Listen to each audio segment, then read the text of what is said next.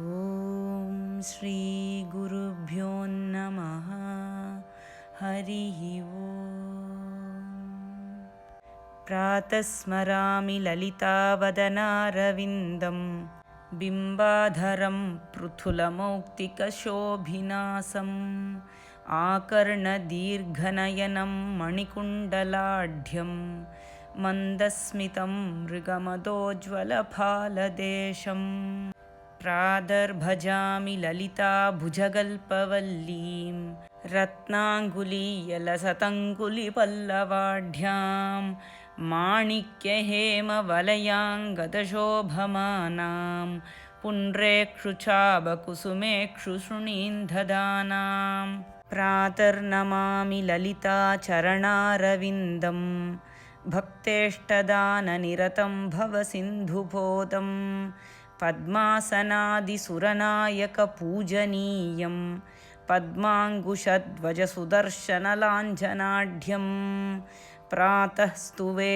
परशिवां ललितां भवानीं त्रय्यन्तवेद्यविभवां करुणानवद्यां विश्वस्य सृष्टिविलयस्थितिहेतुभूतां विश्वेश्वरीं निगमवाङ्मनसादिदूरां प्रातर्वदामि ललिते तव पुण्यनाम कामेश्वरीति कमलेति महेश्वरीति श्रीशाम्भवीति जगदां जननी परेति वाग्देवतेति वचसा त्रिपुरेश्वरीति यश्लोकपञ्चकमिदं ललिताम्बिकायाः सौभाग्यदं सुललितं पठति प्रभाते तस्मै तदादिललिता झटिति प्रसन्ना विद्यां श्रियं விமலசௌக்கியமனந்தகீர்த்திம்.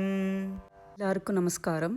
அபிராமி அந்தாதியுடைய பாடல்களை பார்த்துன்னு வந்ததில் இது 9வது ரெக்கார்டிங். அபிராமி பட்டர் அம்பாளுடைய திருவிழிகள் என்னை கரையேற்றத்துக்கு வேணுங்கிற கருணையோட காத்துன்ருக்கு. அந்த திருவருளை பெரும்பொருட்டு வேதங்கள் சொன்ன வழியிலே போய் அவளை தியானித்து வழிபடுறதுக்கு உள்ள நெஞ்சு எனக்கு இருக்கு. எனக்கு இப்படி ஒரு நல்ல வழி கிடக்க அதை விட்டுட்டு பழிக்கே சுழன்று வெம்பாவங்களே செய்து பாழ்நரக குழிக்கே அழுந்தும் கயவர்தம்மோட என்ன கூட்டு, இனி எந்த பந்தமும் வாண்டாம் அப்படின்னு பந்தம் இருக்க அம்பாள் தன்னுடைய அழகான தாடங்கத்தை எடுத்து வீச அந்த தை அமாவாசை திருநாளில் பௌர்ணமி பிரகாசமாக ஜொலிச்சுது.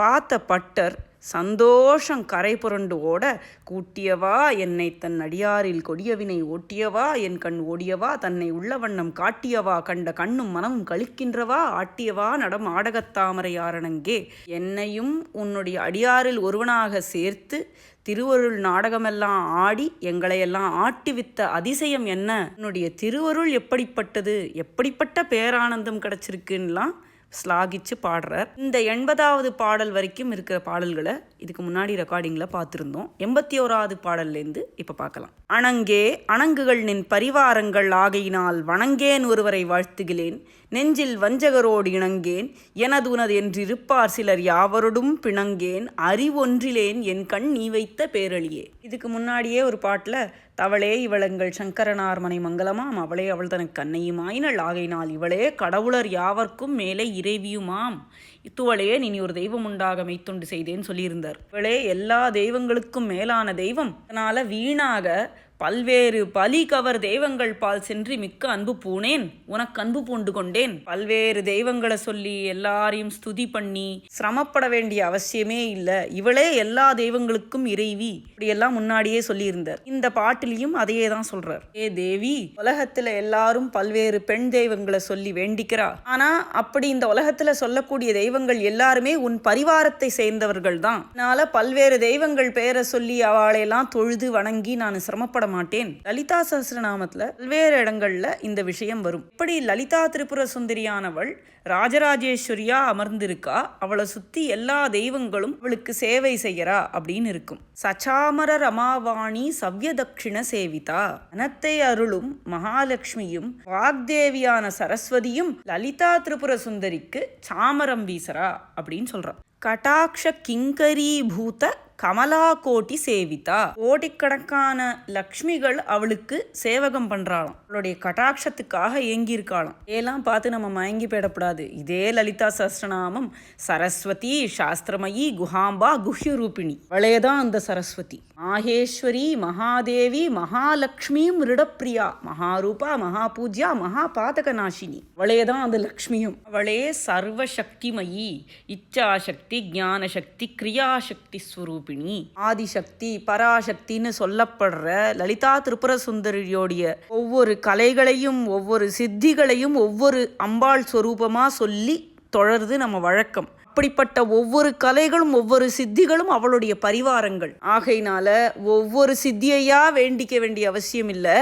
இந்த திரிபுர சுந்தரிய ஒரே தடவையா வேண்டிண்டா போருமே அப்படிங்கிறதுனால பட்டர் இங்கே சொல்றார், அணங்கே அணங்குகள் நின் பரிவாரங்கள் ஆகையினால் வணங்கேன் ஒருவரை வாழ்த்துகிறேன். இதெல்லாம் ஒவ்வொன்னா தனக்கு தானே சொல்லிக்கிற பிரதிஜை.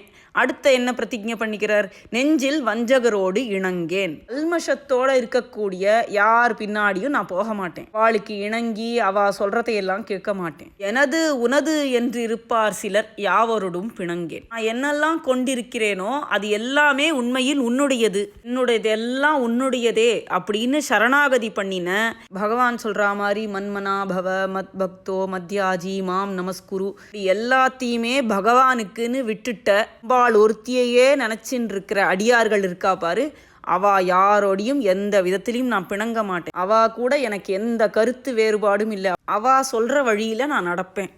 ஒன்றிலேன் என் கண் நீ வைத்த பேரழியே. புலி கூட எந்த விதமான அறிவோ ஞானமோ இல்லாத என் மேல நீ பெரும் கருணை கொண்டியே, என்ன அதிசயம். இப்படி சொல்லி ஸ்துதிக்கிறார் பட்டர். அடுத்த பாடல்.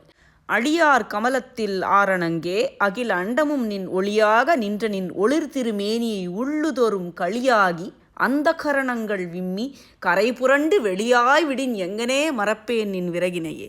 பட்டர் இந்த பாடல்ல அம்பாளோட தியானத்துல கிடைக்கக்கூடிய அப்பரிமிதமான ஆனந்த நிலைய, அந்த அமிர்தத்துல ஏற்படக்கூடிய லஹரிய இதுல சொல்றார். வண்டுகள் மொய்க்கக்கூடிய தாமரை மலரில் எழுந்தருளி இருக்கும் அம்பா, இந்த அண்ட சராச்சரமெல்லாம் எந்த ஒளியினால பிரகாசிக்கிறதோ, எந்த ஒளியை கொண்டு நாங்க இதையெல்லாம் பார்க்கிறோமோ அனுபவிக்கிறோமோ, இந்த ஒளியாக அந்த காரணமாக இருக்கக்கூடிய நின் ஒளிர்திருமேனியை நான் விடாம தியானம் பண்றேன். அப்படி நான் அதை நினைக்குந்தொரும், தியானம் செய்யும் போதெல்லாம் உள்ளுரு தொரும் அப்படிங்கிறார். அப்படியே ஆனந்த லஹரியில கழிக்கிறேன். நான் எனது என் மனஸ் சித்தம் புத்தி இப்படி இருக்கக்கூடிய என்னுடைய அந்தக்கரணங்கள், என்னுடைய ஹோல் பீயிங், என்னுடைய மொத்த எக்ஸிஸ்டன்ஸ் ஆனந்தமயமாகி பூரித்து எல்லா எல்லைகளையும் கடந்து அப்படியே பரவெளியில கலந்து அரை புரண்டு வெளியாய்விடின் மேல இருக்கக்கூடிய இந்த அதிசயமான மயக்கத்தை நான் எப்படி விடுவேன்? தன்னை மறந்தாள் தன் நாமம் கெட்டாள். பட்டர் ஒன்று சும்மா அழியார் கமலத்தில் ஆரணங்கேன்னு போடல. வண்டுகள் போய் தேனை குடிக்கும். சொட்டு சொட்டா எங்கேயோ துளி துளி கிடைக்கக்கூடிய ஆனந்தத்திலேயே அப்படி சந்தோஷமாயி ஒவ்வொரு பூவையா சுத்திண்டு அலையும். இன்னும் கிடைக்காதா இன்னும் கிடைக்காதான்னு. அந்த வண்டு அமிர்த கடலை துளியோண்டு டேஸ்ட் பார்த்துடுத்துனா அது அந்த மயக்கத்தை அந்த போதையை எப்படி விடும்? இந்த இடத்துல ஒரு சௌந்தர்யலஹரி பாட்டு ஞாபகம் வருது. சுதா சிந்தோர் மத்தியே சுரவிடபி வாட்டி பரிவிருத்தே மணித்வீபே நீபோ பவனவதி சிந்தாமணிகிருஹே சிவாகாரே மஞ்சே பரமசிவ பர்யங்க நிலையாம் பஜந்தி த்வாம் தன்யாஹ கதிசின சிதானந்தலஹரீம்.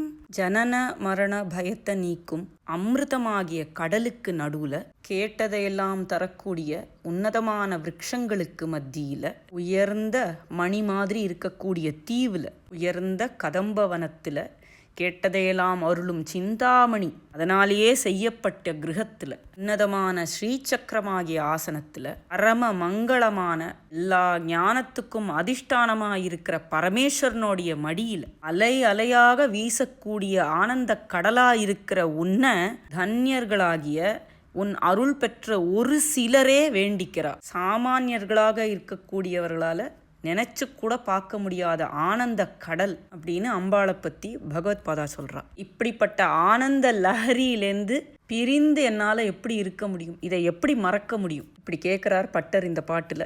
அடுத்த பாடல்.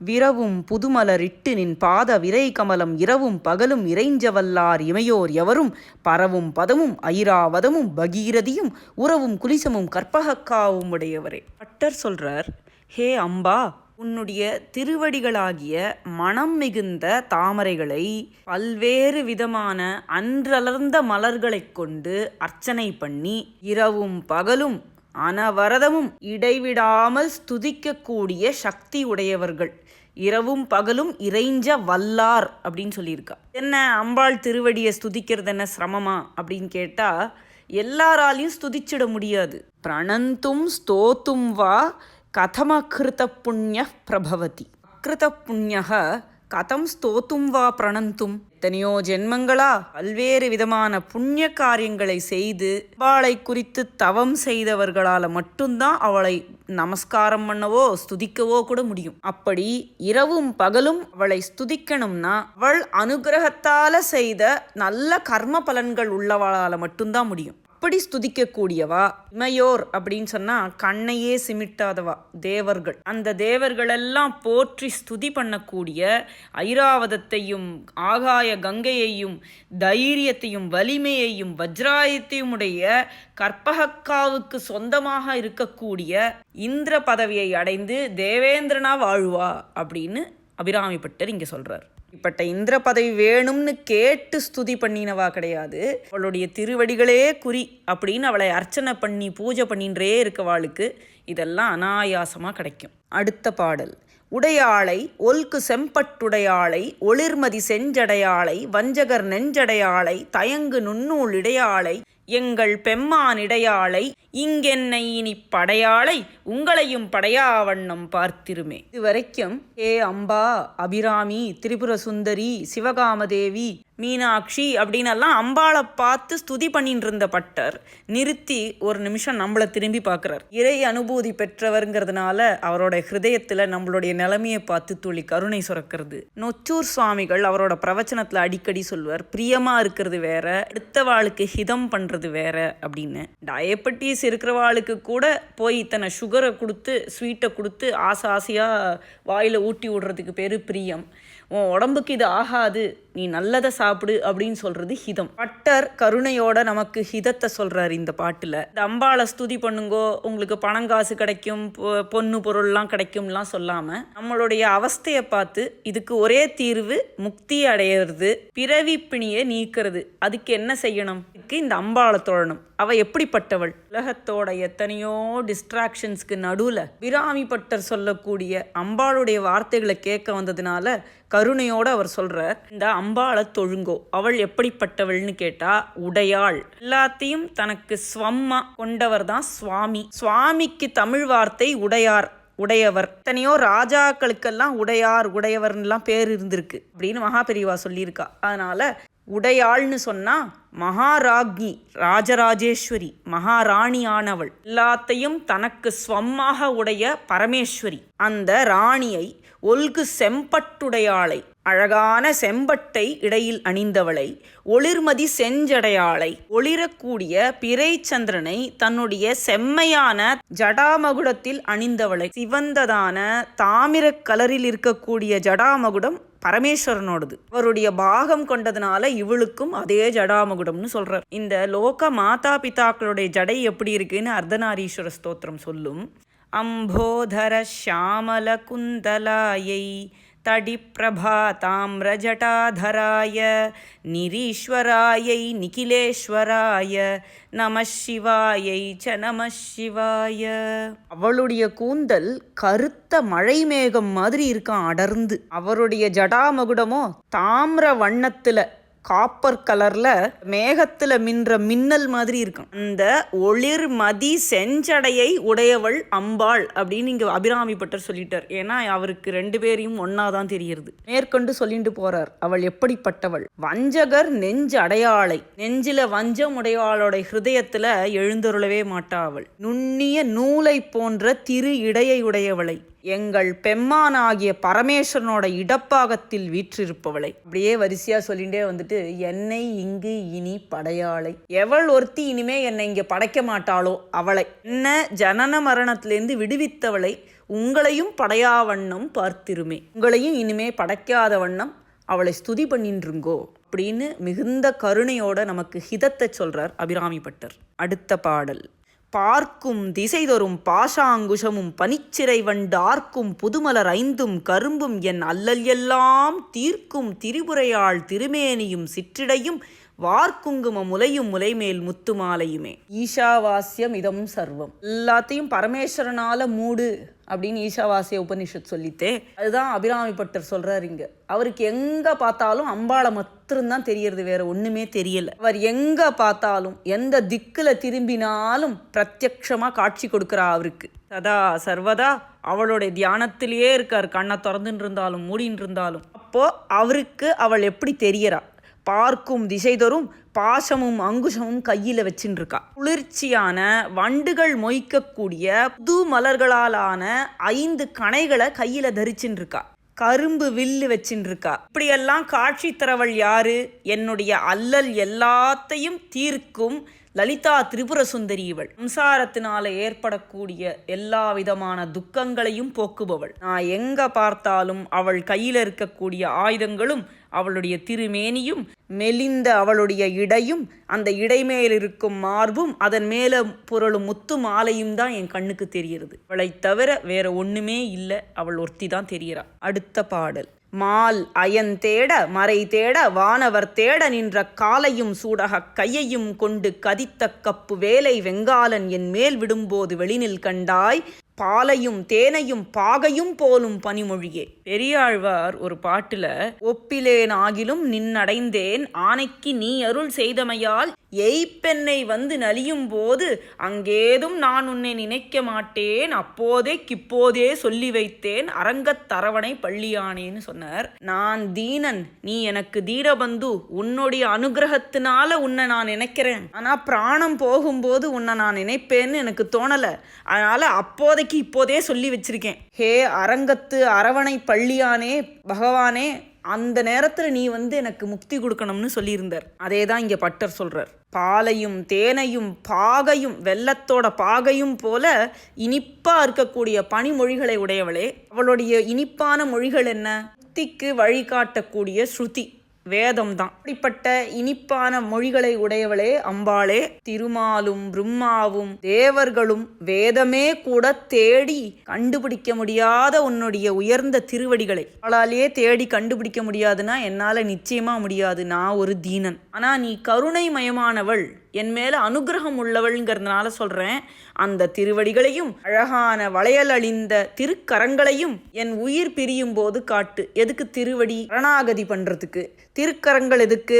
அபயம் காட்டுறதுக்கு. பயப்படாத, நான் இருக்கேன் அப்படின்னு நீ எப்ப காட்டணும்? கூர்மையான 3 முனைகளை உடைய சூலத்தை கையில தரிச்சுண்டு காலன் எனக்காக வருவர். இப்ப எனக்கு எழக்கூடிய மிகுந்த பயத்தை போக்குறதுக்கு திருக்கரங்களால அபயம் காட்டி என் மேல கருணை கொண்டு எனக்கு முக்தி தரத்துக்கு உன்னுடைய ஆதித்த புண்ணியர்களால கூட கண்டுபிடிக்க முடியாத திருவடிகளை காட்டி என்னை ஆட்கொள். சூலத்தை தாங்கின காலன் எனக்காக வரும்போது நீ வெளிப்பட்டு எனக்கு காட்சி தந்து அனுக்கிரகம் பண்ணு அப்படின்னு அப்போதைக்கு இப்போதே சொல்லி வைக்கிறார் அபிராமி பட்டர். உயிர் பிரியும் தருவாயில அம்பாளோட தரிசனம் இருந்தா இந்த தீராத பிறவி நோய் நம்மளை விட்டு நீங்கும். அதனால சொல்றார். அடுத்த பாடல்.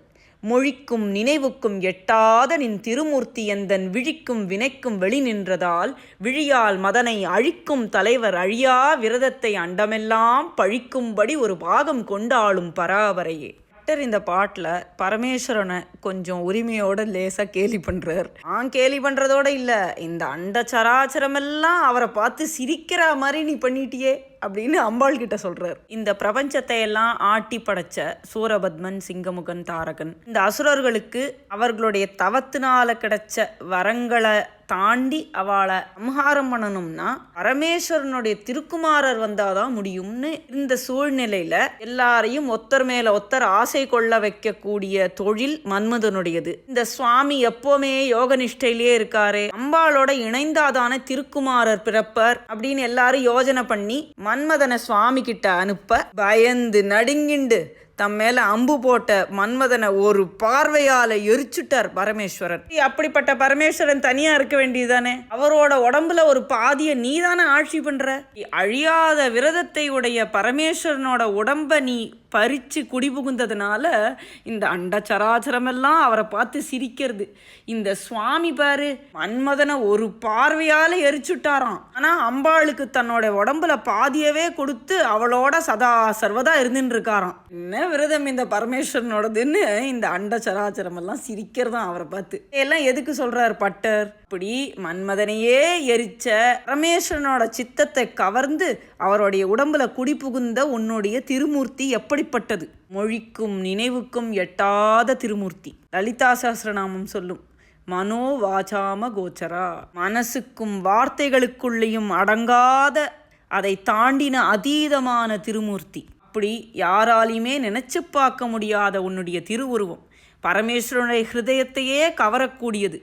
அது எனக்கு பிரத்யக்ஷமாக தெரியறதே, என்னால் அதை பூஜை பண்ண முடியறதே, என் முன்னாடி அது வெளிப்பட்டு நிற்கிறதே, என்ன அதிசயம்! பார்க்கும் திசை தரும் அம்பாளுடைய திருவுருவமே தெரியறதுன்னு சொன்னார். இப்படி அடியார்களுக்கு சுலபமாக அது கிடைக்கக்கூடியதுங்கிறதுனால அது ஈஸி கிடையாது.